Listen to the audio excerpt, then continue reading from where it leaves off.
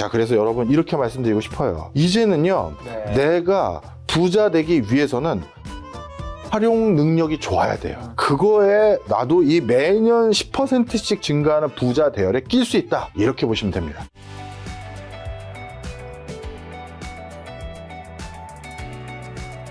자, 이번에는 KB금융지주에서 2025년 한국 부자 보고서가 나와서 부자에 대한 거를 좀 여쭤본 시간 한번 또 연말이고 하니까 가져보려고 하는데, 물론 그 보고서에서는 이제 진짜 부자분들은 이제는 100억 정도 이상은 있어야지 뭐 부자인 것 같다 이런 식으로 코멘트를 하셨지만, 뭐 실제로 우리가 금융계에서는 부동산 자산 제외하고 금융자산이 10억 이상이 있으면 이제 부자라고 얘기하는데, 현재 한국에서 부자라고 불리면 최소 얼마의 자산을 가져야 한다고 교수님 보시고, 보고서에서 아까 말한 대로 부자들이 얘기하는 부자 100억 원이라는 이 의미 뭐라고 보세요? 네, 설명을 좀 드리겠습니다. 한국에서 부자를 규정해야 될 첫 번째 아주 구체적인 산업 현장에서의 이슈는 타워팰리스 분양대였어요. 타워팰리스라는 어떻게 보면 하이엔드급 주거 공간을 이제 런칭해서 그걸 분양하려고 하는데, 이 모델하우스에 누구를 불러야 되느냐가 이제 관건이었어요. 그런데 모델하우스를 할 때, 자, 그냥 저희 타워팰리스라는 강남의 최고의 주상복합이라는 새로운 컨셉으로 이거 정말 좋은 주거환경 만드니까 구경 오세요 하면 표현이 좀 그렇습니다. 표현이 그렇습니다만, 이러다가 어중이 떠중이 다 오는 거 아니야?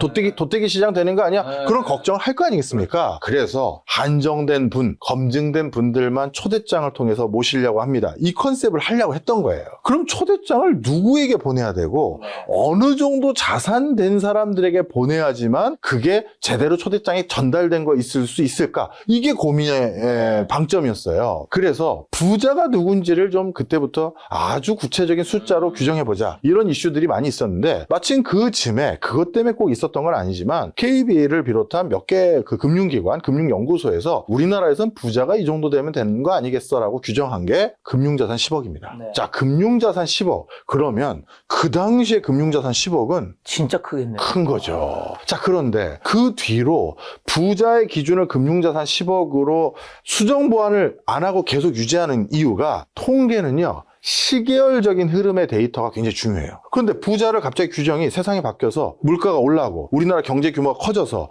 이제부터 부자의 규정을 한 35로 바꿔, 이래버리면 시계열 데이터가 안 맞잖아요. 그 사이 부자가 얼마 더 증가했는지, 어떤 증가율을 보이는지 이게 안 되거든요. 그러다 보니 금융회사, 이 보고서를 작성한 사람들 뿐만 아니라 금융회사들 내부에서도 이제 금융자산 10억 가지고 있는 사람이 무슨 부자야, 이 소리가 나와요. 근데 이건 데이터의 연속성 때문에 어쩔 수 없이 유지하는 거다, 이렇게 보시면 됩니다. 자, 그러면 실제 우리 스스로도, 그리고 금융계 스스로에서도 이제 부자는 어느 정도 돼야 되느냐? 금융자산 100억입니다. 금융자산 100억. 예, 금융자산 100억 정도 돼야 되고요. 이 숫자가 생각보다 꽤 있어요. 네. 우리 금융자산 10억 기준으로 하면 어떤 게 되냐면, 우리 강남 3구 아파트 다 합치면 32만 채에서 35만 채 왔다 갔다 합니다. 그런데 내 통장이나 금융자산으로, 순금융자산으로 10억 이상 보유한 사람이 47만 명이에요. 그럼 이 10억 이상 중에는 20억 이상 보유한 사람도 있을 텐데, 이 KB금융보고서에서 20억 이상 자산 보유한 사람들에 대해서 별도로 금액을 오픈하진 않아서 그 숫자는 알 수는 없습니다만, 대충 추정을 했었을 때 30만 명 가까이 될 것 같아요. 그러면 강남 아파트 다 합쳐서 35만 채 정도 되는데 30만 명 이상이 순현금 20억 원 이상이 더 있다? 그 얘기는 뭐다? 이 사람들이 강남의 아파트 한 채씩을 더 살 수 있다는 거죠. 물론 반포에 50억 이상 되고 이런 거 말고요. 그러니 어떻게 제가 강남 집값이 오를 만큼 올랐다는 소리를 할 수가 있죠? 이해하셨죠? 네. 그러면 이 정도 되는 사람들이 벌써 이만큼 있는데, 이 강남 사는 사람들이 스스로 강남 산다고 다 자기를 부자라고 생각할까요? 우리 아닌 사람들 천지잖아요. 네. 그래서 이제 부자는 정말 100억. 100억. 이렇게 보는 게 맞을 겁니다.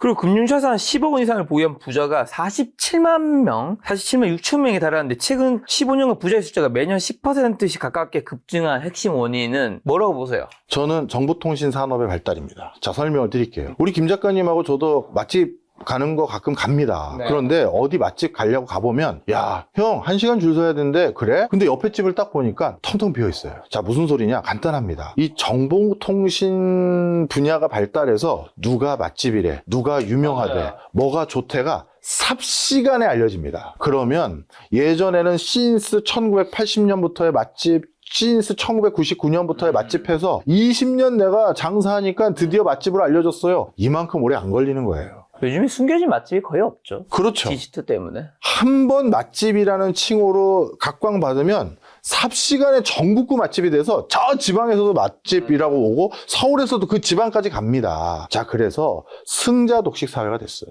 그런데 옆집은 한산한데도 옆에 줄 계속 서 있는데 안 와요. 안 가. 자, 그래서 누군가가 이 트랙을 탄 사람들, 제품이 좋아서 서비스가 좋아서 컨텐츠가 좋아서 이 트랙을 탄 사람들은 쫙 단기간에 가는 겁니다. 그래서 아까 뭐라고 하셨죠? 어떻게 매년 10%씩 이렇게 급증하냐?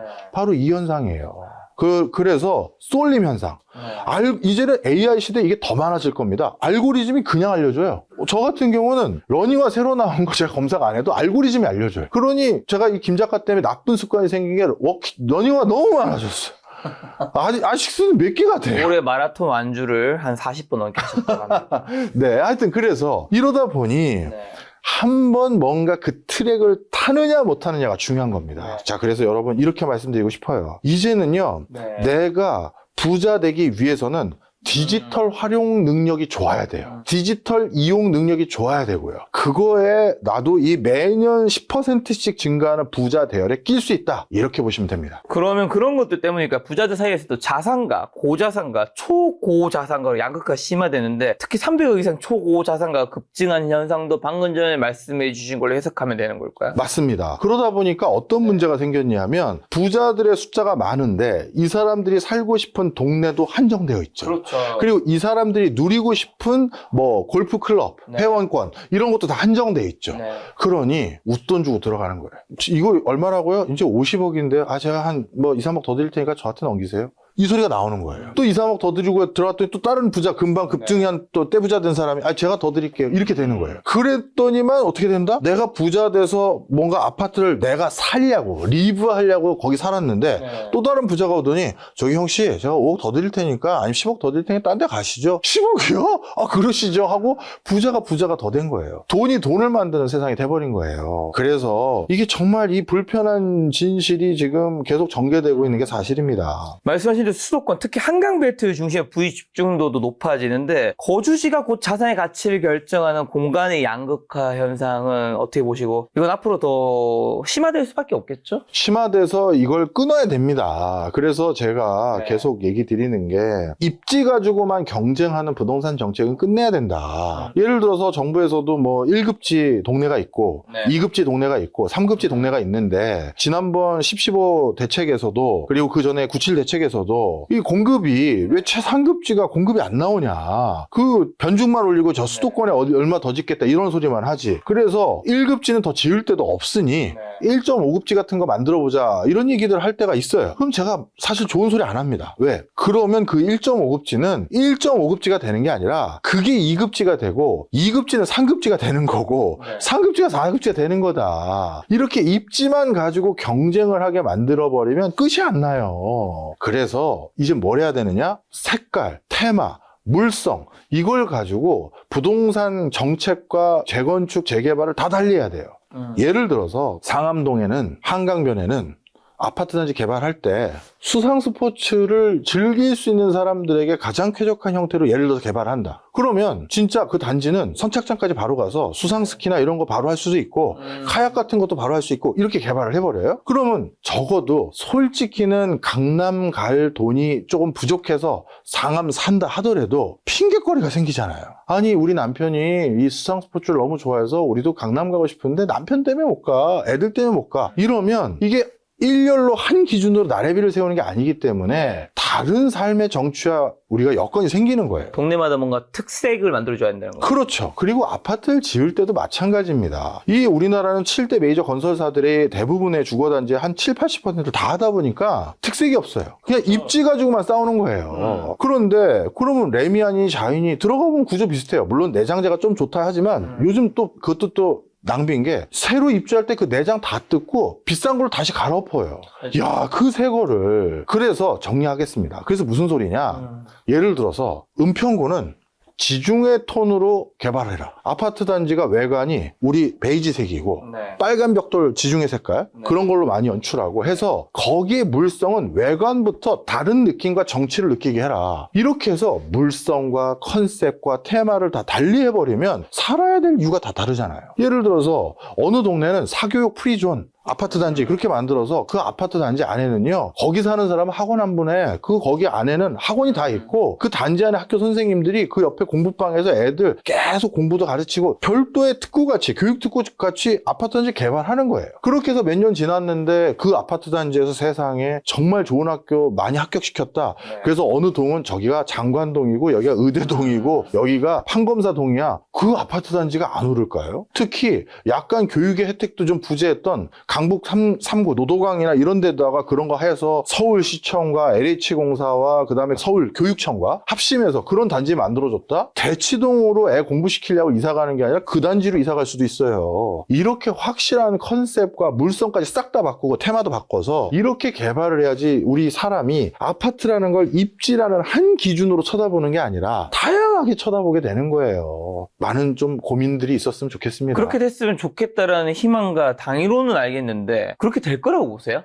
현실적으로. 저는 많은 회의에서 그렇게 하자라고 주장했고요. 그렇죠. 그리고 또 다른 이거 말고도 거주의 잣대를 어디 사세요로 물어보지 않게끔 바꾸는 것들에 대해서 몇 가지를 더 드렸습니다. 반영이 되겠죠. 네. 안 되면 뭐 다른 더 좋은 분들이 저보다 더 공부 많이 하시고 더 유능한 분들이 더 좋은 아이디어 주셨겠죠. 자, 그리고 또 부자들이 10명 중 4명이 부채도 자산이라는 말에 동의하던데 일반인과 부자가 생각하는 빚의 개념 차이 어떻게 보시고 레버리지 활용하는 부자들의 방식 뭔가요? 이게 저도 우리나라에서 어디서부터 이 잘못이 생겼는지 잘 네. 모르겠어요. 가끔 저도 가끔 저도 한 집안의 가장이니까 네. 집에 돈도 벌어줘야 되니 재테크 강좌나 뭐 재테크 무슨 오프라인 특강 같은 거 하잖아요.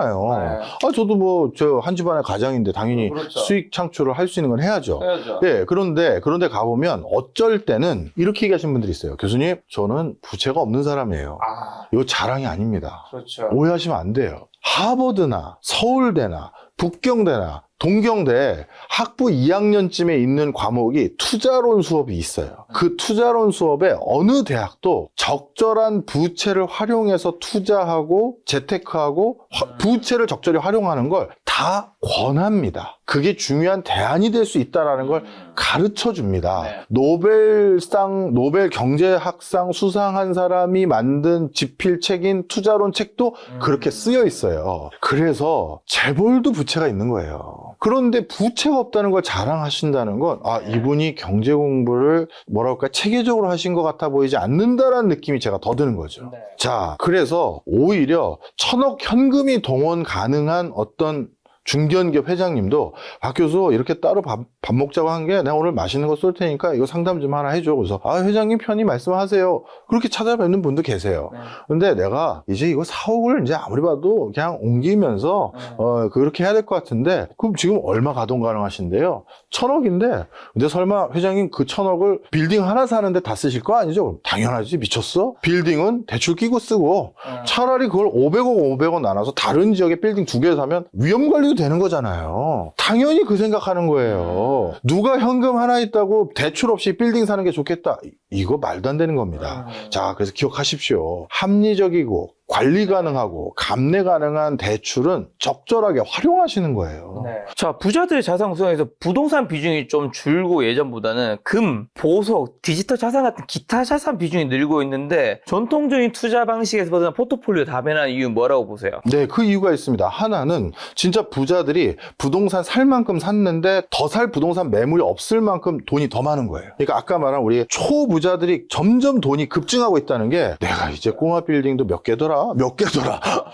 그 테라노 그 건물 맞다. 그것도 내가 샀지. 뭐 예를 들어서. 그리고 뭐 이러다 보니 부동산을 더 산다는 건 말이 안 돼. 이렇게 되는 경우가 일부 있고요. 그리고 더 많은 경우는 못 사게 정부가 막았잖아요. 다주택자 막았고 그죠? 그러다 보니까 이제는 부동산의 포트를 더 태울 수가 없어요. 그리고 온라인 상거래 활성화 그리고 경제 활동의 축이 디지털로 전환되다 보니까 이제 꼬마 빌딩이나 상가라든가 아파트를 제외한 부동산 물건들이 이렇게 사람들이 선호하지 않습니다. 수익률이 굉장히 안 좋고 상가 같은 경우는 큰일 난 경우도 많았거든요. 그러다 보니 온전히 아파트 말고는 부동산에 지금 관심 대상자가 별로 없는데, 부동산 매물은 관심이 없는데 아파트는 하나만 사도록 정부가 유도했으니 당연히 부동산에 대한 투자 비중이 줄어들 수밖에 없는 거예요. 그걸 그렇게 해석해야지, 야 이제 부동산도 투자 비중이 줄으니 부자들이 투자 비중을 줄였으니 끝물이구나, 이게 아니에요. 자꾸 통계를 이상하게 해석하시면 안 됩니다. 못 사게 한 부분들이 있죠. 그렇죠. 자, 그래서 일어나는 현상이다, 이렇게 해석하는 게 맞는 겁니다.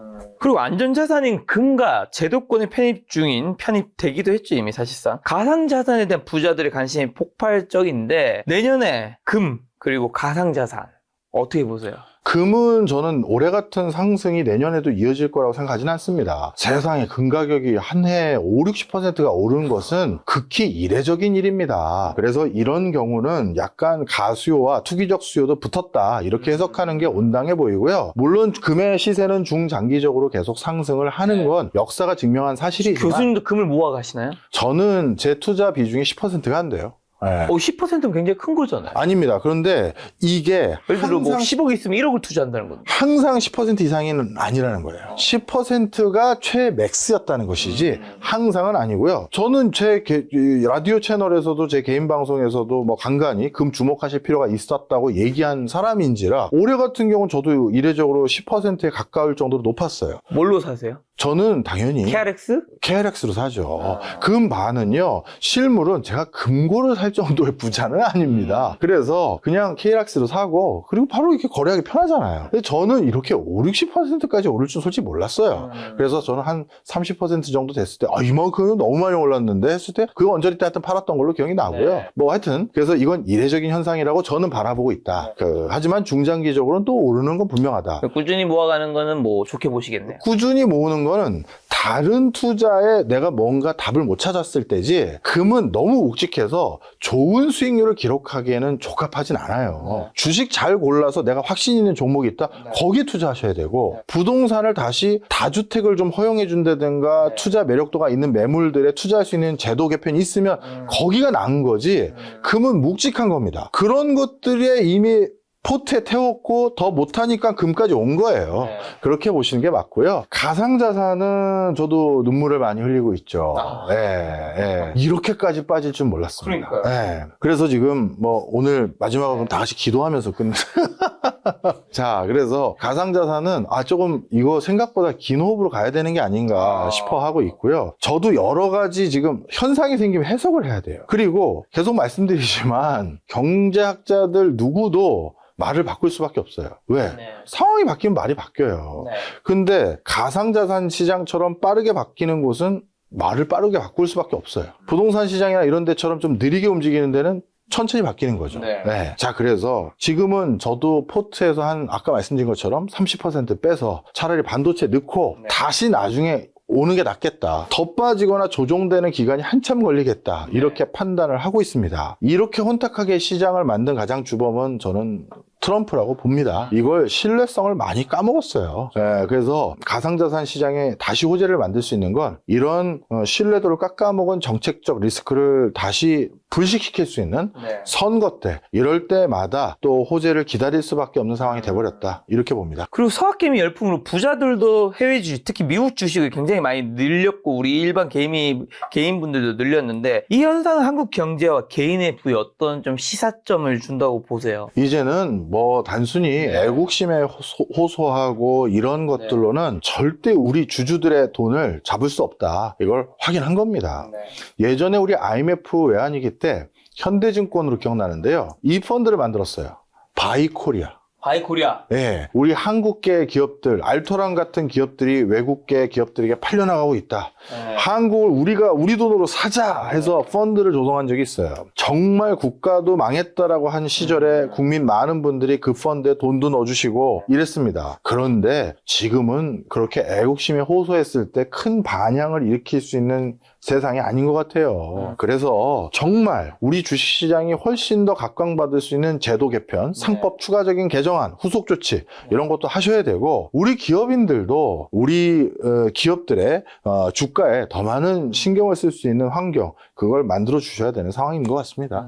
자, 그럼 교수님은 과거와 비교했을 때 지금 청년들이 부자가 되기 더 힘들어졌다고 보세요? 아니면 새로운 기회가 열렸다고 보시나요? 저부터 얘기를 드리면 저는 요즘에 새로운 기회는 더 열렸다고 생각하거든요, 확실히. 당연히 그렇게 생각하시죠. 네, 왜냐하면 이제 본인이 뭐 영인 리치가 되셨으니까. 야, 이 영도 아니고 리치도 아니고 어쨌든 유튜브라는 걸 잘 만나서 옛날보다는 이제 경제 자유에 가까워졌는데 요즘 왜 느끼냐면 제가 아는 교수님도 교수님 같이 아는 교수님인데 네. 그분이 저한테 뭐라고 얘기했냐면 그분도 뭐 좋은 대학을 나오셨는데 이제 AI 시대가 되면서 그러니까 똑똑함이라는 게 어쨌든 학벌로 어느 정도 증명되는 부분이 어느 정도 있으니까요. 네. 똑똑한 친구들이 AI라는 걸 훨씬 더 잘 활용하면서 이제는 학벌이 학교가 중요한 건 아닌데 어쨌든 똑똑한 사람들이 훨씬 더 많은 기회를 그냥 다 가져가 버리는 것 같다는 생각을 말을 하더라고요. 그래서 저는 그때 무슨 생각이 들었냐면 옛날만 해도 저는 이제 지방대 계명대학교 출신인데 옛날만 해도 열정도란 것도 있었고, 그 다음에 총각내 야채각이라든가 막 소리치고 외치면서 막 이런 게 있었어요. 근데 요즘 세상에 이제 그런 건 거의 다 많이 사라졌고, 이게 학벌은 아니지만 어쨌든 똑똑한 사람들이 굉장히 많은 부를 너무나도 다 가져가 버리는 세상으로 점차 되고 있는 것 같아서 기회는 더 많아진 건 사실인데 그 기회를 이 사람들이 다 선점해 버린 느낌? 그런 생각이 좀 듭니다. 그래서 기회는 많아졌지만 부자 되기는 더 힘들어진 것 같다. 저도 동의합니다. 아주 그 해석에 100% 동의해요. 기회는 솔직히 더 많습니다. 하지만 그게 기회를 많다라고 말씀드리기가 죄송한 게 그 기회를 소수의 몇 사람이 다 가져가 버리거든요. 맞아. 그러다 보니까 이게 부자 되기가 더 어려워요. 자, 그런데 여기서 한 가지 말씀드리고 싶습니다. 네. 우리 지금 이렇게 강남 집값이 올라간 상황에서 그 비싼 강남 집값을 뭉칫돈 현금 100억, 70억, 50억 들고 와서 제가 사러 왔는데요 하는 사람은 도대체 누구냐. 내 월급 500만 원씩 꼬박꼬박 적음해도 이게 불가능에 가까운데 강남구에 거주하는 사람들의 자영업자 비율이 타구에 비해서 더 높아요. 자, 그러니 지금 부자가 되시려면 우리 회사를 다니는, 그러니까 저는 좋은 학교 졸업해서요 굴지의 대기업에 들어가서요 거기서 우리 서울에 자가 보유하고 있는 김부장 트랙 그걸로는 흔히 말해서 익스트라 오디널리한 부자는 될 수 없는 거예요. 없죠.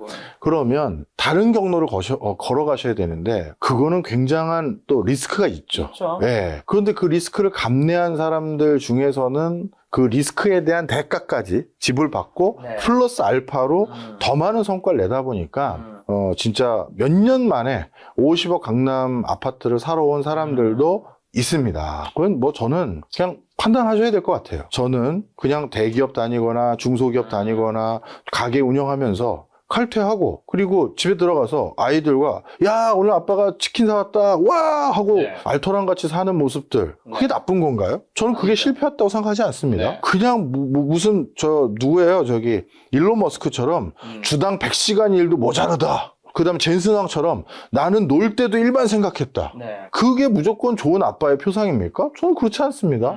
아이들과 더 많이 시간을 보내주는 아버님도 다른 형태로 기여하는 거예요.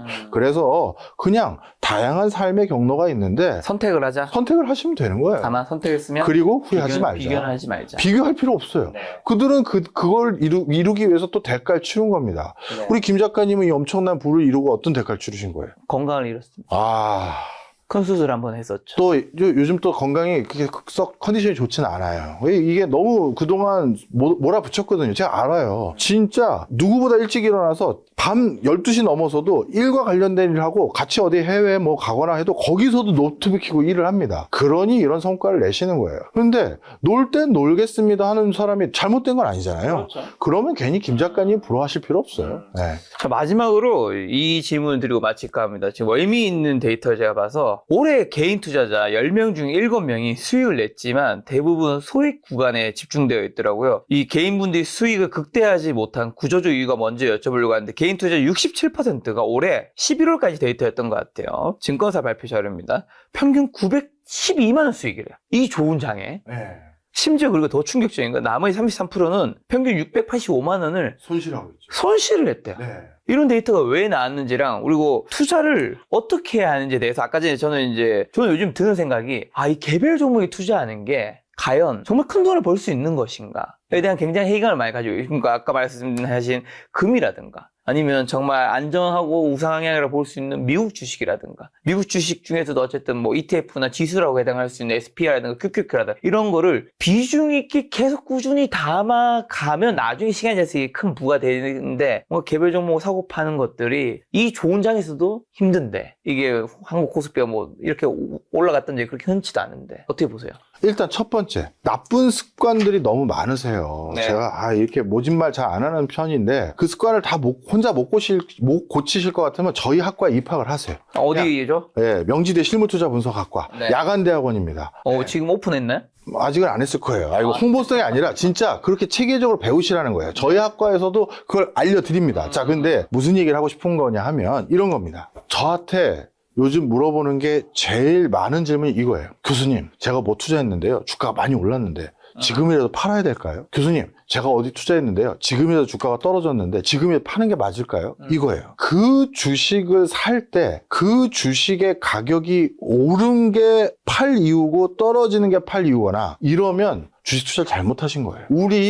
내가 살지 팔지는 그 회사를 원래 샀던 이유가 사라졌는지 아직도 남아있는지를 중요시 여기셔야 돼요. 그냥 주가 오르고 떨어지는 걸로 샀다 팔았다 하는 거는 절대 돈을 못 법니다. 우리 김 작가님이 소개시켜 주셔서 얼마 전에 첫 인사 나눴던 박도환. 네. 박도환 대표님. 두산 투자하셨던? 네. 그분이 얘기하셨잖아요. 두산 같은 묵직한 종목도 하루에 10% 가까이 빠졌을 때도 있고 반토막 났었던 적도 있는데 그분은 왜 우리 개인 투자자들은 다 개별 종목 투자했는데 돈을 잃었는데 그분은 버셨죠? 두산을 잘 선택했다라기보다는 더 정확한 표현. 그분은 자기가 산 이유가 깨지지 않았기 때문에 주가가 수급 때문에 아니면 주가가 어떤 매매 이익을 실현하겠다는 세력으로 다 환매가 돼도 본인은 버텼어요. 그래서 그 성과를 얻은 거예요. 그래서 주식을 사고 파는데 주가 오른 것 때문에 팔았다. 떨어진 것 때문에 다시 샀다. 그건 중요한 그 판단 기준이 아닙니다. 네. 자, 그래서 투자에 대한 올바른 습관을 제발 기르시면 저는 박도환님 같은 그런 엄청난 부자도 아니에요. 그냥 공부하는 사람이지 투자를 전문적으로 하는 사람이 아닙니다. 대신 제가 해드릴 수 있는 건 잘못된 습관은 고쳐드릴 수 있어요. 그래서 그런 잘못된 습관들을 많은 정보들을 들으시면서 고치세요. 그리고 뭐 금이라든가 미국 주식이라든가 ETF 이런 것들을 차라리 개별 종목보다 꾸준히 모아가는 거. 그게 훨씬 나아요. 우리가 분산 투자는 무조건 해야 됩니다. 저도 삼성전자 주식이 좋다라고 생각했을 때 분할 매수했고 10만 원 넘었을 때 일부는 다시 환매했습니다. 그리고 비트코인에 대해서도 저도 아직도 그래도 긍정적인 생각을 접었다면 많이 떨어지고 생각도 실제 봤더니 내가 못 본 게 있어서 실제 이렇게 많이 떨어졌고 내가 못 본 요소 때문에 비트코인은 이제 앞으로 대세 떨어질 수밖에 없구나 했으면 아무리 손실이 커도 다 던졌겠죠. 근데 제가 샀던 이유들 중에 상당 부분이 그대로 있었거든요. 네. 그래서 그러면 무조건 내가 옳다라고 아집을 부릴 게 아니라 30%는 빼서 투자할 게 생겼으니까 넣고 아직 투자할 게 없으니까 아직은 안 뺐는데 이래도 돼요. 더 빠질 것 같으면 중간에 다 현금으로 빼놨다가 다시 이 금액대로 왔을 때 다시 넣으셔도 돼요. 거래세라든가 거래 수수료 얼마 된다고요. 괜히 더 떨어지는 걸 앉아서 기다리지 마시고 지금 빼면 다 손실이잖아요. 더 떨어지면 손실이고 다시 오를 것 같으면 그냥 바로 다음에 다시 사셔도 되니까 무조건 들고만 있는 게 답이 아니에요. 하여튼 잘못된 습관이 너무 많습니다. 자, 올해는 교수님과 마지막 시간입니다. 김작가TV에서 저희 시청자분들에게 마지막 투자 말고요. 새해 연말 마지막 인사 한번 하고 가신다면요. 많이 성투하셨으면 좋겠고요. 우리 김 작가님이 정말 전문가들 섭외하기 위해서 밤새 고민합니다. 그리고 시의성 있는 주제 만들기 위해서 밤새 고민하고요. 근데 이런 것들은 본인도 이제 약간 장인정신 생긴 것 같아요. 이런 거 이때 해줘야 도움된다. 진짜 요즘은 정말 김 작가 채널뿐만 아니라 좋은 채널들도 많고 하니까 공부할 수 있는 기회가 많습니다. 약간만 공부하고 기회를 찾으시면 기회는 늘 온다. 그래서 너무 슬퍼하지 마시고 아쉬워하지 마시고 2026년 기회는 다 잡으시기 바랍니다. 네, 박정희 교수님과 2026년에 다시 한번 또 인사드리겠습니다. 지금까지 소중한 시간 함께해 주셔서 정말 감사합니다. 오늘도 김 작가였습니다. 고생 많으셨습니다. 고맙습니다.